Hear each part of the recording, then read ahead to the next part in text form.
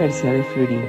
February 8th, the church celebrates Giuseppina Bakhita, a young girl from Darfur, Sudan, who was kidnapped by human traders. She was sold to 5 different masters in the slave market and never managed to escape, despite trying several times. They mistreated her, tortured her. After several years, they sold her to an Italian diplomat who took her to Italy, where she met a community of religious sisters called the Sisters of Charity of Venice, who welcomed her.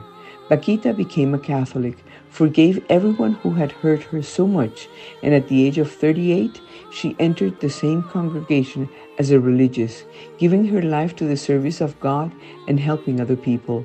She lived a simple, humble life, doing the daily chores of cleaning, cooking in the convent, and with a lot of prayer. Without miracles or supernatural phenomena, she was considered a saint even in life. She died as a nun in the convent on February 8, 1947. Before Bakhita was proclaimed a saint, no one seemed to pay attention to the place of her birth. But when conflict broke out in her city, Catholic authorities reported that Catholics in Sudan began praying to her to intervene in front of God for an end to the armed conflict. Her fame was spread everywhere.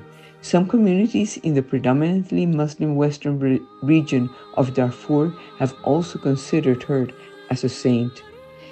This February 8, the world is celebrating also the 10th anniversary of prayer to end human trafficking. Human trafficking involves recruiting, transporting, transferring, harboring, or receiving people by force, fraud, deception, or coercion with the aim of exploiting them in various ways, treating them as commercial objects.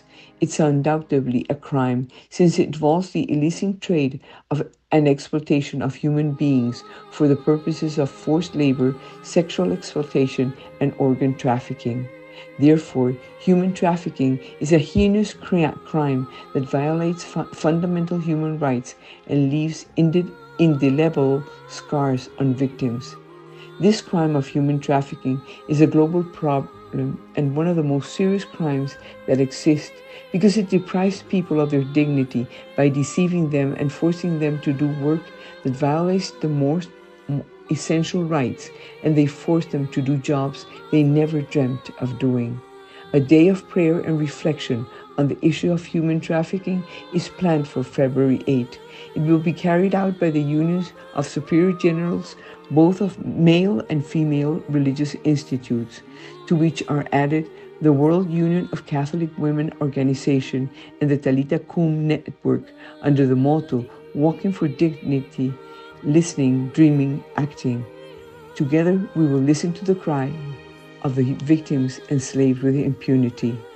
The invitation is to gather in prayer as a family in your organization, your work, your parish, holding events of organization awareness, prayer, and prevention of this tremendous crime, because we are called to work incessantly to stop this crime that threatens dignity, human dignity that has been given by God to everyone.